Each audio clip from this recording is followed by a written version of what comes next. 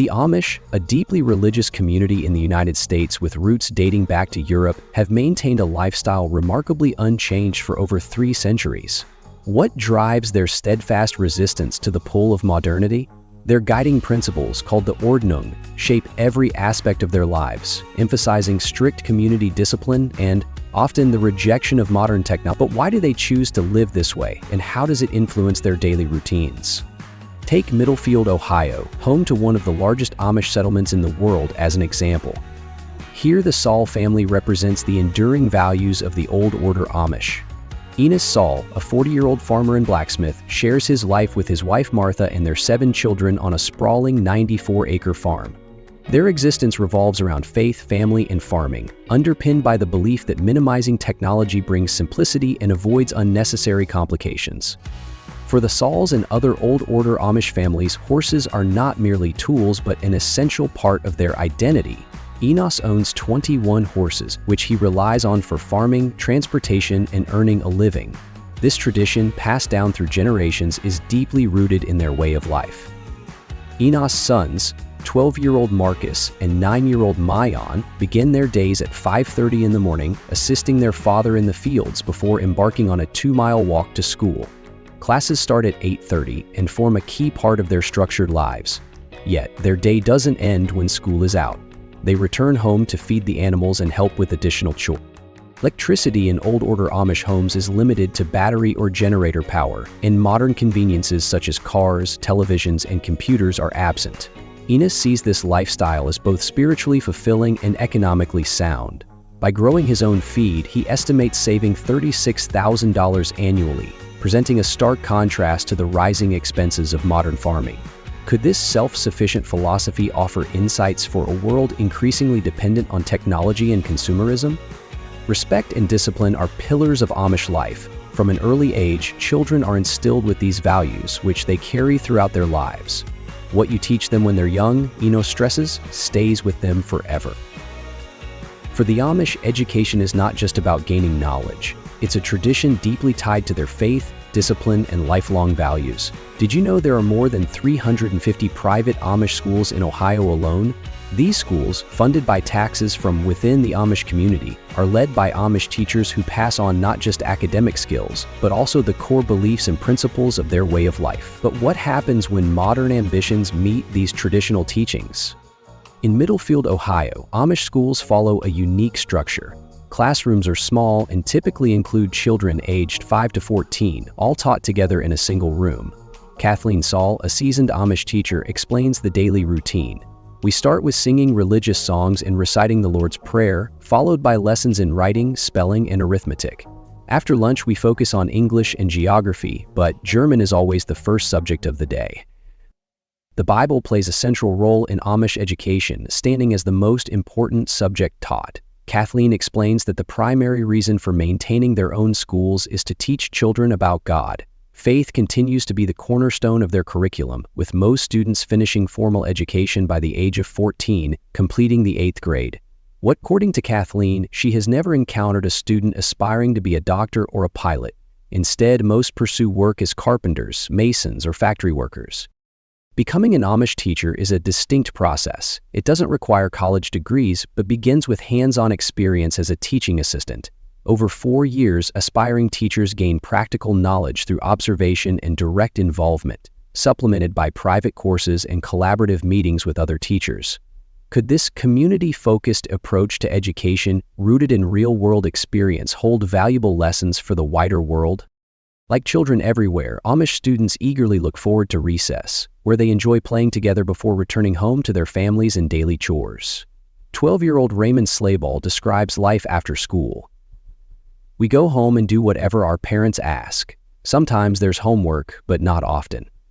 This structured rhythm of school, faith, and work instills responsibility and respect in Amish children from a young age. But how does a community that prioritizes discipline and simplicity address the natural curiosity of youth and the temptations of the modern world? Before diving into that, I have a small request. If you're enjoying this content, please take a moment to press the notification bell and hit the subscribe button. It's a quick action that means the world to us and helps support this channel. In return, my team and I promise to work even harder to bring you the most fascinating stories. Deal? For Amish teenagers, the transition into adulthood involves a fascinating tradition called Rumspringa, a period that begins at around 16 and allows them to explore life outside their faith and community. During this time, they are free to engage in activities normally restricted in Amish life, such as driving, drinking, and smoking. But what happens when centuries-old traditions meet modern temptations? How do young Amish navigate this critical phase of their lives? In Middlefield, Ohio, teenagers aged 16 to 20 gather in groups, temporarily stepping away from the rules of the Ordnung, the Amish code of conduct. While some indulge in worldly pleasures, others take a different path. One young man reflects, "I don't call it Rumspringa, but I went to Florida once. I wouldn't do anything there that I wouldn't do at home." This raises an interesting question. What compels some Amish youth to stick to their values, even with the freedom to explore? But Rumspringa is not just about testing boundaries. It's also the time for many to begin searching for a life partner. This often happens during gatherings like Sunday evening hymn sings, where boys and girls sit separately but join voices in song. Afterward, if a boy is interested in a girl, he may ask her out directly, or, in stricter communities, his friends might do it on his behalf. Dating traditions among the Amish vary significantly between communities. In stricter groups, practices like bundling remain part of the courtship process. In this tradition, a boy and girl spend the night together, fully clothed, engaging in conversation and bonding. While this may seem unusual to outsiders, the practice is guided by boundaries set by the church. In more lenient communities, dating takes on a more relaxed approach.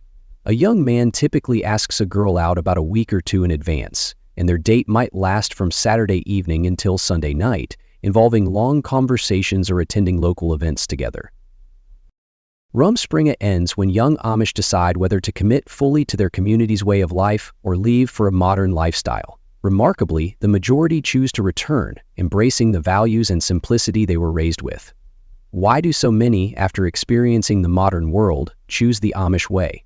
Perhaps the community's deep sense of belonging outweighs the allure of the outside world. What are your thoughts on the Amish tradition of bundling during courtship?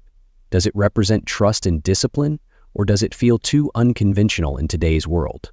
Let us know in the comments below. Dating in the Amish community is a fascinating journey, shaped by traditions, expectations, and cultural norms that stand apart from modern dating practices. For the car youth, those who have access to vehicles, a typical date might begin on a Saturday evening with the boy picking up the girl from her home, her overnight bag already packed. The evening could include activities like dining out, bowling, or attending a party. Double dating is common, and often the night extends into Sunday morning, with the group either staying at the girl's house or heading out for breakfast. For the horse and buggy youth, however, dating is more localized, often limited to small-town diners or gatherings at friends' homes. What does this contrast reveal about how technology and mobility influence Amish traditions? Interestingly, even when couples spend extended time together, strict boundaries are typically observed. Many Amish couples sleep in separate rooms, and even in communities where bundling is practiced, physical limits are respected. As relationships deepen, couples usually go on several dates before deciding to go steady, a milestone marking their official status as a couple. After about a year or two, marriage proposals are made, setting in motion a wedding preparation process deeply embedded in Amish culture and faith. But what happens if a couple breaks up after joining the Amish church? The decision carries significant weight, as leaving the church is considered a profound, life-changing choice. Despite these challenges, many Amish couples share heartwarming stories of love at first sight or a strong, intuitive connection formed during their very first meeting. Such tales highlight the blend of tradition and romance in Amish courtship. But how does a community with such strict courtship traditions also manage to preserve centuries-old artifacts and skills, seamlessly weaving their rich history into everyday life? Stay tuned. The Amish are devoted to preserving traditions that have lasted centuries, carefully balancing deep-rooted values with the demands of modern life. In Middlefield, Ohio, John Gingerich, the son of an Amish father and a non-Amish mother, has taken on a unique role in protecting Amish history. Together with community members, he helped create a library and museum in the year 2014. The library holds over 300 books and rare artifacts including clothing, prayer books, and letters dating back to the 16th century. Its most treasured item is a Bible, printed in Zurich, Switzerland, by the Froschauer printing firm in the year 1534. Another intriguing artifact is the handmade faceless doll, crafted to teach humility and discourage vanity in children. While some communities have relaxed Old Order interpretations, others continue to follow these principles strictly. Skilled trades remain central to Amish life, with workshops producing handmade goods like kitchen and bedroom furniture. Ray Slay employs 13 Amish workers in his shop, where orders arrive through a service contractor who translates digital messages into printed copies. Electricity, forbidden for personal use, is allowed for business and powered by generators or batteries. Transportation also reflects this balance. While horse and buggy remain the main mode of travel, many Amish hire drivers for deliveries and work trips. Do we modernize more than our parents? Yes, says one member, but we try to keep what's important. The Amish community represents a unique blend of unwavering tradition and carefully chosen adaptations to modern life. Ray, a member of the Old Order Amish, is a prime example of this balance. In his world, church and family always come before business. Yet certain technologies are allowed to meet the demands of running a business. For instance, telephones and answering machines are permitted, but only for work purposes. Ray and his wife Mary are raising 9 children, ranging in age from 6 to 20. Their eldest daughter lives on the farm with her husband and child, highlighting the importance of extended family in Amish culture. Mary, like many Amish women, expertly manages the home while adhering to traditional gender roles based on their interpretation of the Bible. She explains their hierarchy. God comes first, followed by men, then women, and then children. Does this structure strengthen their family bonds, or does it pose challenges in an ever-modernizing world? Daily life on the farm revolves around hard work and self-reliance. Mary does 5 or 6 loads of laundry every other day to meet the needs of 14 people under one roof. Meals, often hearty dishes like meat and mashed potatoes, are communal events preceded by prayer.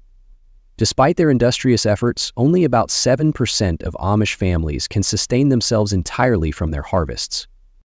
Transportation illustrates the Amish balance between tradition and practicality. While horse and buggy remain central, some families, like Mary and her daughter Rachel, use taxis for longer trips, such as grocery shopping. Their driver, Jim, has been with the family for over 12 years and deeply respects their way of life. Although he admits he wouldn't want to be Amish, he understands the reasoning behind their choices. 15-year-old Rachel, who completed her schooling last year, now takes on significant responsibilities at the farm, including managing laundry and caring for the horses. When asked about her future, Rachel shares that she envisions herself as a mother. She appreciates her life and wouldn't change it for anything. Skilled trades like blacksmithing and carriage building remain integral to Amish life. Enos, a blacksmith, serves clients such as Chester Kurtz, who needs repairs for horseshoes and buggy wheels. Chester explains that a set of horseshoes costs about $400, while a new set of buggy wheels totals $1,600. With over 8,000 horses in the Middlefield area, work for Amish craftsmen is abundant. Amish businesses also thrive, with a success rate of over 80%, according to a study by Elizabethtown College in Pennsylvania. This success stems from their strong work ethic and willingness to start small.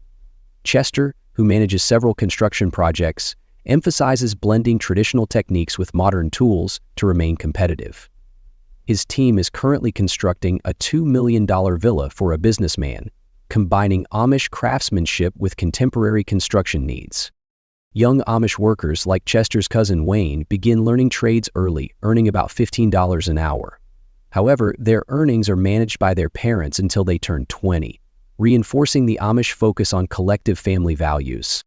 The Amish lifestyle continues to evolve, navigating the pressures of the modern world while preserving their traditions. Their ability to adapt selectively while maintaining a distinct identity offers a fascinating perspective on the tension between tradition and change.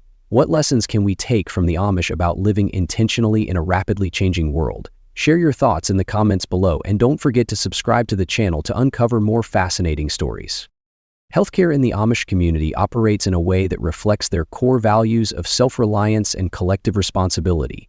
Unlike most Americans, the Amish do not use health insurance. Instead, they rely on private payments and the support of their community to cover medical expenses. Benefit auctions are a cornerstone of Amish healthcare. Chester, an Amish farmer, and his non-Amish friend John Gingerich recently attended such an auction, organized to help a 10-year-old boy in need of a life-saving operation. The treatment, which cost $50,000, was fully funded by the community. Chester explains, As a culture, we don't like to depend on government assistance. We don't pay into Social Security, and we don't receive Medicare or Medicaid benefits. Instead, we have nonprofit programs funded by our church and community. Chester personally contributes $200 every month to a community health care fund, which provides basic coverage for his family of up to $100,000 per year. This self-funded approach is rooted in a broader Amish principle known as Gasping, meaning for the good of the whole. The auction itself was a remarkable success, drawing over 250 Amish attendees. Through the sale of donated items, the community raised $80,000, $30,000 more than was needed for the operation. What happens to the extra funds? In true Amish fashion, the surplus is redirected to help others in need, ensuring that the collective good remains a priority. How does a community that depends on collective healthcare and self-reliance continue to preserve its traditions while adapting to modern challenges without losing its identity? The Amish community weaves a tapestry of tradition and adaptation, with each family and church district interpreting their faith and lifestyle in unique ways. Unlike many organized religions, the Amish have no centralized governing body. Instead, local bishops guide their church districts, making decisions on matters like language, clothing, and the use of modern technology. In Cochranton, Pennsylvania, Tom Berber, a volunteer minister and businessman, exemplifies the Amish dedication to preserving history and values. Tom, who left the Amish to serve in the United States Army before returning to the faith at the age of 22, now balances his role as a minister with managing an antique store and a bakery. His love for history is evident in the rare artifacts he collects, including a 16th-century glass figurine of Jesus, which he displays with great reverence. Tom's bakery, Linda's Bakery, showcases the entrepreneurial spirit of the Amish. Small, family-run businesses are vital in communities where large-scale farming has become less practical. The bakery, famous for its cream-filled cakes, is a collaborative effort, with friends and relatives working together to serve their customers. On a farm 90 miles away, Lloyd and Edna Miller demonstrate another facet of Amish life. Their 40-acre farm is powered by solar energy, and they use electric bicycles for transportation, practical adaptations that enhance efficiency without compromising their values. Lloyd reflects on the self-reliance of the Amish lifestyle, especially during crises like the COVID-19 pandemic. While others panicked, we were prepared, he said. Their farm, home to 50 dairy cows, produces organic milk and meat, providing both sustenance and financial stability. Even within the Amish community, diversity thrives. Some families embrace solar panels, cell phones, and modern kitchen appliances, while others strictly adhere to old order practices. However, shared values like pacifism, communal worship, and a deep respect for authority unite them. For instance, many Amish refuse to vote or serve in the military, viewing non-resistance as a cornerstone of their faith. The Amish way of life is filled with contrasts: tradition and adaptation, simplicity and innovation, individuality and community. What lessons can we draw from their ability to balance these tensions while remaining steadfast in their core values? If you enjoyed today's video, please hit the like button, and don't forget to subscribe to the channel. Your support means a lot to us. Click on the video that appears on your screen right now. I'm sure you'll love this content. Comment below about the next country you want to see featured on our channel. Thank you so much for watching, and see you in the next video. Thanks for joining us. Leave a comment, give it a like, and don't forget to subscribe for more interesting videos. See you in the next video.